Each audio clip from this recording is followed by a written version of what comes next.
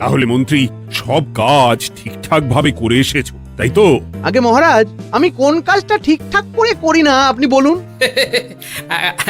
আমি শুধু আপনাকে ওই কোষাগার থেকে মোহর সরানোর কাজটাই খুব ভালোভাবে করতে দেখেছি মন্ত্রী মশাই। আর বাকি সব কাজে তো আপনি লবডঙ্কা। গোপাল, মুখ সামলে কথা বলো, হ্যাঁ? বেশি বাড়াবাড়ি করো না। কি বলতে চাইছেন মন্ত্রী মশাই? বাড়াবাড়ি করলে মারামারি হয়ে যাবে? আচ্ছা, হয়েছে হয়েছে, অনেক হয়েছে, সকলে এইবারে থামো। ঝগড়াঝাটি বন্ধ হোক, এমনিতেই খুব গরম। বলছি কি, যা গরম পড়েছে এইখানে তো থাকাটাই দায় হয়ে যাচ্ছে। উফ, আর যে পেরে উঠছি না। মনে হয় আপাতত এখান থেকে কদিনের জন্য। মহারাজ, বাইরে রাজ্যের প্রজারা জড়ো হয়েছে, সকলে মিলে বিক্ষোভ করছে। একবার শিগগির আসুন মহারাজ, নইলে সাংঘাতিক কিছু একটা ঘটে যাবে। কি হলো? আবারও কোনো সমস্যা হলো নাকি?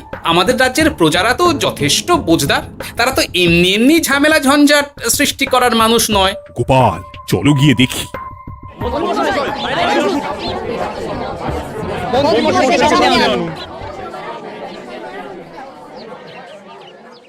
কি ব্যাপার, তোমাদের কি সমস্যা হয়েছে?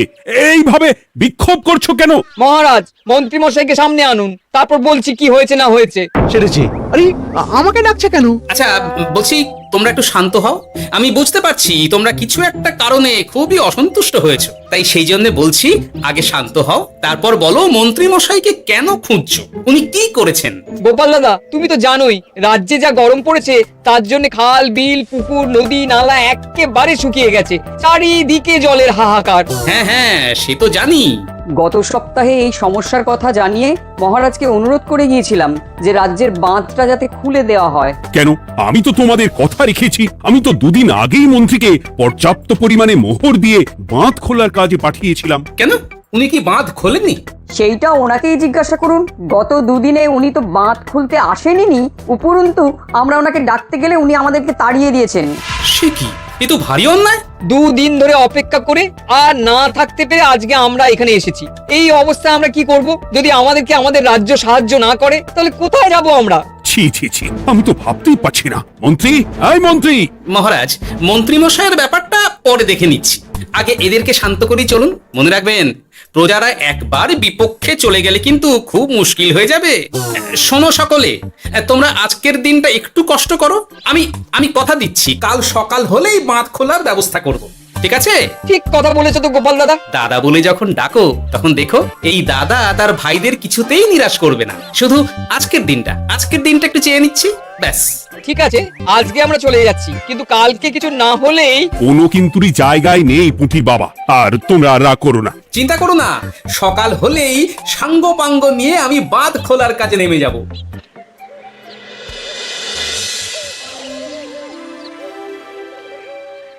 ছি ছি মন্ত্রী, তুমি এইভাবে আমায় মিথ্যে বললে। ভাবতেই পারছি না কি দরকার ছিল আমায় মিথ্যে আশ্বাস দিয়ে প্রজাদের সামনে নাক কান কাটার। মুখে কুলুপ কেন? উত্তর দাও। না, মানে আমার শরীরটা ঠিক ভালো ছিল না, তাই বাড়ি থেকে বেরোতে পারিনি।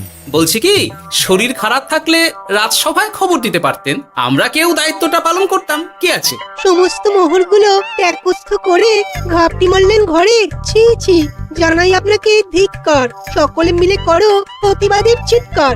মন্ত্রী মশাই, ছি ছি ছি ছি ছি ছি। মহারাজ, আপনি এক্ষুনি মন্ত্রী মশাইকে কদিনের জন্য সভা থেকে বহিষ্কৃত করুন। সে তো করবই, তবে তার আগে আমি চাই কালকে যখন বাঁধ খুলতে তোমরা নামবে, তখন সেই কাজে কোনো লোক নিয়োগ না করে মন্ত্রীকেই বাঁধ খুলতে নামাবে। মহারাজ, এ কেমন বিচার আপনার? আমি না রাজ্যের মন্ত্রী। মন্ত্রী না ষড়যন্ত্রী। মন্ত্রী মশাই, তাহলে কালকের জন্য প্রস্তুত থাকুন। মহারাজের বাঁধ খোলার জন্য সকল মোহর তো আগেই আত্মসাৎ করেছেন, এবার শুধু কাজে নেমে পড়বেন, কেমন?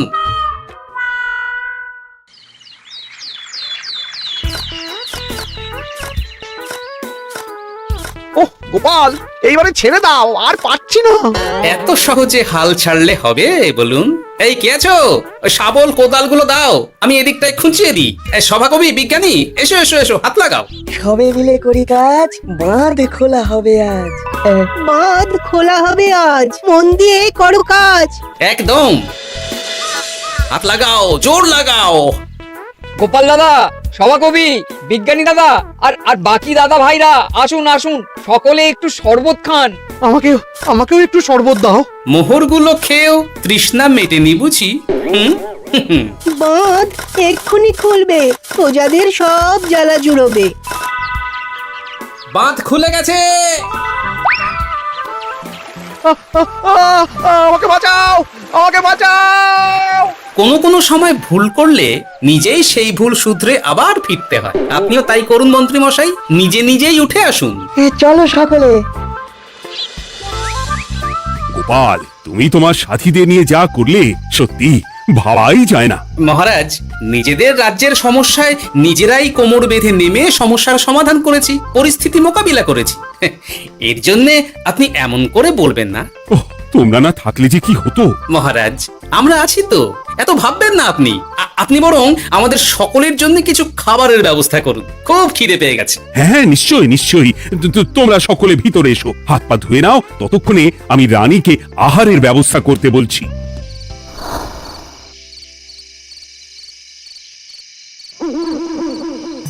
ওমা গো, ওমা বাঁচাও, কি শরীর খারাপ তাই না লাগছে গো। একে গিন্নি, বাবারে, কি হয়েছেটা কি? ও, তুমি এইভাবে এখানে শুয়ে কাতরাচ্ছ কেন? তুমি এসেছো? হ্যাঁ, এই তো আমি চলে এসেছি। কি হয়েছে গিন্নি? তোমার কোথায় কষ্ট হচ্ছে? গরমে হাঁসফাঁস করছি গো, পারছি না। রান্না করতে গিয়ে খুব বাজে অবস্থা হয়ে গেছে গো, এই থেকে এইখানে পড়ে পড়ে গড়াচ্ছি। ঠিক আছে, আজ আর রান্না করতে হবে না গিন্নি, আমি রাজবাড়ি থেকে খেয়ে এসেছি। বাহ, নিজে খেয়ে এসেছো বলে আর রান্না করতে হবে না বলে দিলে, হ্যাঁ? এদিকে রাত্রে আমি খাবো কি সে খেয়াল আছে? হ্যাঁ হ্যাঁ, খেয়াল আছে, খেয়াল আছে। যাও, আমার জন্য রান্না চাপাও আর একটু জল দাও। দেখো, এত গরম পড়ে কৃষ্ণনগরের অবস্থা শোচনীয় হয়ে গেছে। বয়স্ক লোকেরা কোনো কাজই করতে পারছে না। সত্যি তো, এই গরমে রান্না করাটা খুবই কঠিন গিন্নি। কি বললে? আমি বয়স্ক লোক? আমার বয়স হয়ে গেছে, তাহলে নিজে কি? হ্যাঁ, এই না না গিন্নি, আমি তোমায় কিছু বলিনি। আমি গোটা কৃষ্ণনগরের সাধারণ বয়স্কাদের উদ্দেশ্যেই কথাটা বললাম। তোমার তো বয়স হয়েছে বলে মনেই হয় না গিন্নি। ও তাই বলো?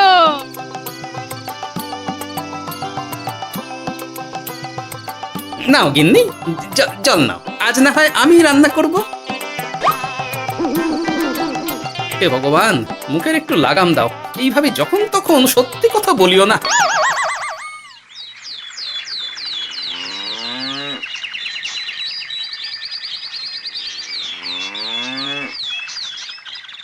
গোপাল দাদা, ও গোপাল দাদা, একবার তুই বাইরে এসো, মহারাজ জরুরি তলব করেছেন। আবার কি হলো গোপাল দাদা, গিন্নি? একবার ও বাইরে গোপাল গিয়ে দাদা। দেখে আসি, বুঝলে? পেয়াদা এসে অনেকক্ষণ থেকে ডাকছে। ও, গোপাল দাদা, আচ্ছা গিয়ে গোপাল দেখো। দাদা।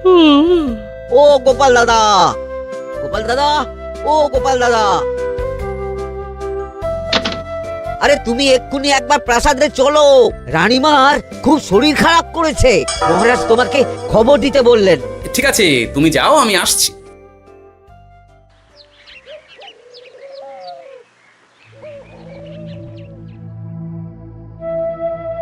গোপাল, কি হবে বলো তো? রানী তো দুমদাম করে ব্যারামে পড়ে না। মহারাজ, ভয় পাবেন না, আমরা আছি তো। বৈদ্যকে পরীক্ষা করতে দিন, দেখি সে কি বলে। মহারাজ, অতিরিক্ত গরমের জন্য শরীরটা খারাপ হয়েছে। আসলে উনি এই তীব্র দাবদাহ নিতে পারেননি। তবে চিন্তা করবেন না মহারাজ, আমি বাড়ি গিয়ে এক ধরনের বিশেষ পথ্য পাঠিয়ে দিচ্ছি। রানীমা খেলেই সুস্থ হয়ে উঠবেন। মহারাজ, নিজের কানেই তো শুনলেন, রানীমার তেমন গুরুতর কিছু হয়নি, চিন্তা করবেন না। বৈদ্যর ওষুধে উনি সেরে উঠবেন। যাওয়ার আগে একটা কথা বলে যাই, গরমের এই দাবদাহ কিন্তু আরো ভয়ঙ্কর হবে। তাই সকলে খুব সাবধানে থাকবেন। শরীর যাতে ঠান্ডা থাকে এমন হালকা পাতলা খাবার খাবেন। আসি, রাজসভায় দেখা হবে। মহারাজ, বৈদ্যমশাই কিন্তু এটা ঠিক বলেছেন, গরম আরো বাড়বে, তাই দুজনেই খুব সাবধানে থাকবেন, কেমন? গতকাল তো আমার গিন্নিও গরমের চোটে কুপকাত হয়ে গেছিল, শেষমেশ আমাকে বাড়ি গিয়ে রান্না করতে হলো আর কি। ও বাবা, তাই নাকি? তাহলে তো খুবই চিন্তার ব্যাপার। আচ্ছা মহারাজ, আমি তাহলে এখন আসি, আবার রাজসভায় দেখা হবে।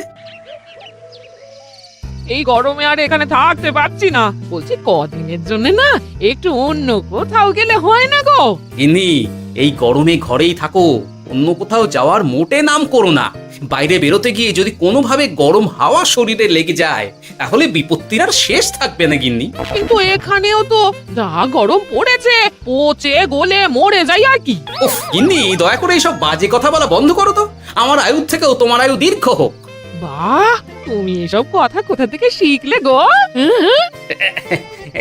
এই তো তোমার থেকে আর কি। গোপাল গোপাল, রাজ্যের অবস্থা খুবই বেহাল। এই সবই আমাদের পোড়া কপাল। আরে সভাকবি, কি হয়েছে? তোমাকে দেখে তো মনে হচ্ছে তুমি কিছু... বিজ্ঞানী মহারাজ দুজনেই অজ্ঞান। ঘটি ঘটি জল ঢেলেও ফেরাতে পারেনি তাদের জ্ঞান। কি বলছো কি? তা তুমি এই ব্যাপারটা জানলে কি করে? গিয়েছিলাম একটু আগে বিজ্ঞানীর বাড়ি, গিয়ে দেখি লোকজনের ভিড় সারি সারি। সে কি? শুনলাম মহারাজ তাকে কিছু বলতে এসেছিলেন, তারপরে দুজনে বাইরে বেরিয়ে আসতেই অজ্ঞান হয়ে গেলেন। মহারাজ বিজ্ঞানীর বাড়ি গিয়েছিলেন, তাও আবার রানীমাকে ছেড়ে? রাজবৈদ্য কত করে বললেন এই সময় যখন তখন ঘরের বাইরে বেরোবেন না। কে শোনে কার কথা? আমার মনে হয় মহারাজ তেমন কোনো গুরুত্বপূর্ণ কিছু কথা বলতেই বিজ্ঞানীর বাড়ি গিয়েছিলেন। গরম কমানোর উপায় আলোচনা করতে হয় তো গিয়েছিলেন। আমাদের মহারাজ তো নিজের চোখেই দেখেছেন এই তীব্র গরমের চোটে রাজ্যের কি অবস্থা, কি অবস্থা। ঠিক বলেছো গিন্নি, আমার এই কথাটা তো মাথাতেই আসেনি। ধন্যবাদ গিন্নি, অসংখ্য ধন্যবাদ তোমায়। আমায় পরে ধন্যবাদ জানিও। হ্যাঁ, এখন আর দেরি না করে বৈদ্য মশাইকে সঙ্গে নিয়ে বিজ্ঞানী মশাইয়ের বাড়ি যাও। হ্যাঁ,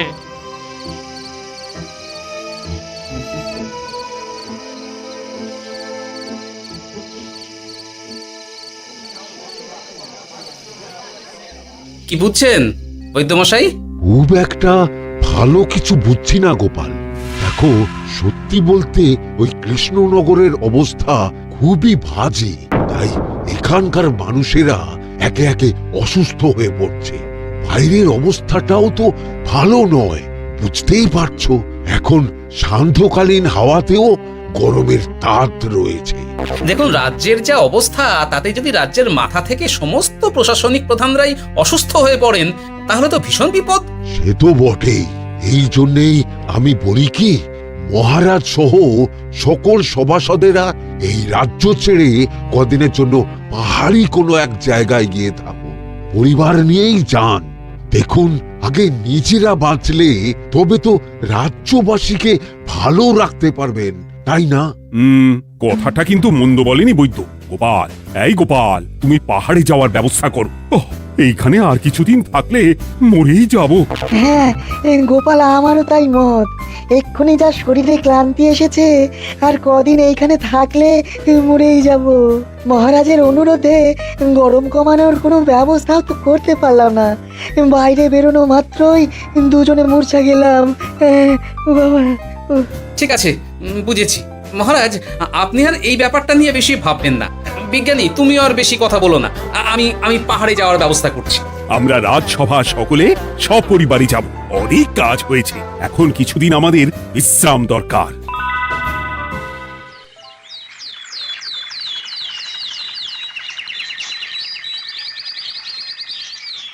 কি গোপাল, মন্ত্রীকেও তুমি আমাদের সঙ্গে নিয়ে যাচ্ছ? তুমি কি সব ভুলে গেছো? মহারাজ, আপনি খামোখা উত্তেজিত হবেন না।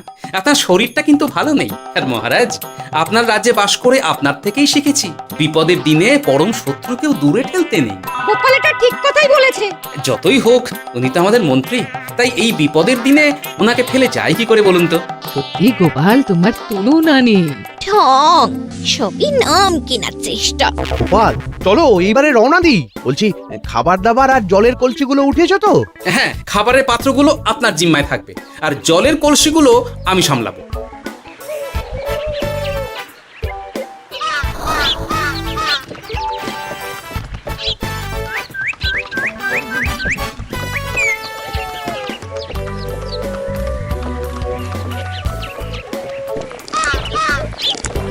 কি গো, তুমি খাবার ছেড়ে শুধু জল খাচ্ছ?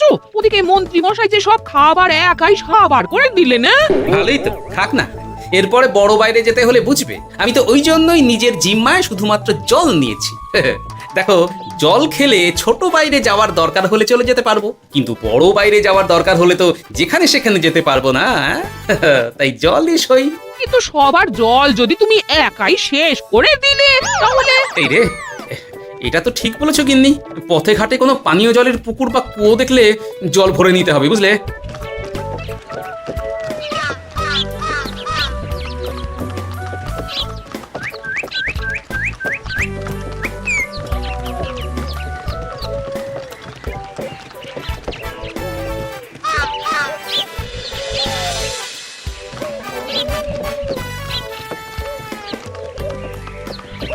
সকলে আসুন, দেখুন দেখুন মহারাজ আবার মূর্ছা গিয়েছেন। আসুন। সে কি, কৃষ্ণনগর পেরিয়ে এসেছি, এখন এই অচেনা অজানা জায়গায় এসে মূর্ছা গেলেন? গিন্নি চলো তো শিগগির গিয়ে দেখি। কেউ ঘাবড়াবেন না, মহারাজের শরীরটা আসলে খুব দুর্বল ছিল তো, তাই মূর্ছা গিয়েছেন। তবে চিন্তার কিছু নেই, আমি এক ধরনের পথ্য দিচ্ছি, এটা খেলেই উনি আবার সুস্থ হয়ে যাবেন। ঠিক আছে বৈদ্যমশাই, আপনি তাহলে যত তাড়াতাড়ি সম্ভব পথ্যটা তৈরি করুন। হ্যাঁ, আমার এই পথ্যটা তৈরি করার জন্য একটু জলের প্রয়োজন, একটু জলের ব্যবস্থা করুন তো। এ মা, বলি গাড়িতে যে এক ফোঁটাও জল নেই গো, কি হবে? এই গোপাল, তুমি একাই সব জল খেয়ে বসে আছো? হ্যাঁ গোপাল, এখন এসব বাদ দাও, চলো একটু জলের ব্যবস্থা করি। হ্যাঁ, খানাখন্দ, খাল, বিল, নদী, সমুদ্র, যেখান থেকে পারো জল নিয়ে এসো। জল ছাড়া এই পথ্য বানানো অসম্ভব। গোপাল, এ কি করা যায় বলো? দাঁড়াও, আমি একটু ছোট বাইরে থেকে ঘুরে আসছি। হ্যাঁ, খুব জোরে বেগ আসছে, ত্যাগ না করতে পারলে বুদ্ধি খুলবে না।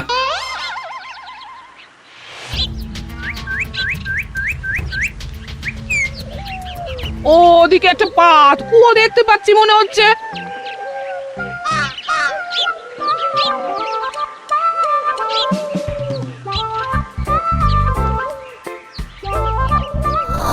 জল কোথা থেকে পাবো? তবে কি জলের অভাবে আজকে মহারাজ সুস্থ হতে পারবেন না? রানীমা, ব্যাকুল হবেন না, আমি আছি তো। আমি থাকতে কিচ্ছু অঘটন ঘটবে না। সকলে শুনুন, বিশেষত মহিলাদের বলছি, আপনারা সকলে নিজেদের কাছে যত শাড়ি আছে সেই প্রত্যেকটা শাড়ি আমাকে দিন। আমি শাড়ি জুড়ে জুড়ে লম্বা রশ্মি বানাবো, তারপর সেই রশ্মিতে বালতি ঝুলিয়ে জল তুলব। দয়া করে কেউ দেরি করবেন না।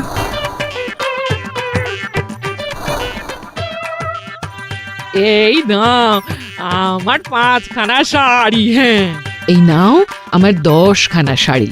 আমি বাবা আমার লতা পাতা মিনি করা শাড়িগুলো দেব না। যা পারো করো, আমি বড় বাইরেতে যাচ্ছি। ওমা, বিপদের দিনে শাড়ি দেবে না? গায়ের জোরে নিয়ে আসবো। হ্যাঁ,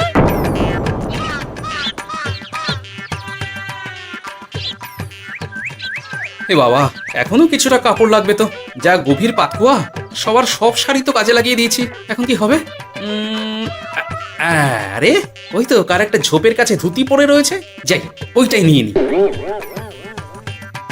এই গোপাল গোপাল, আরে করো কি, ওটা তো আমার ধুতি।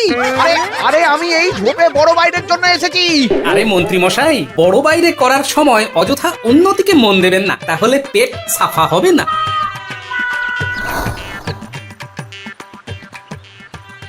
গোপাল, তুমি ছিলে বলে এই যাত্রাতে রক্ষা পেলাম। ভগবান তোমাদের অনেক অনেক মঙ্গল করুক। এই দেখো না, ওরা না আমার লতা পাতা আঁকা শাড়িগুলো নিয়ে নিয়েছে।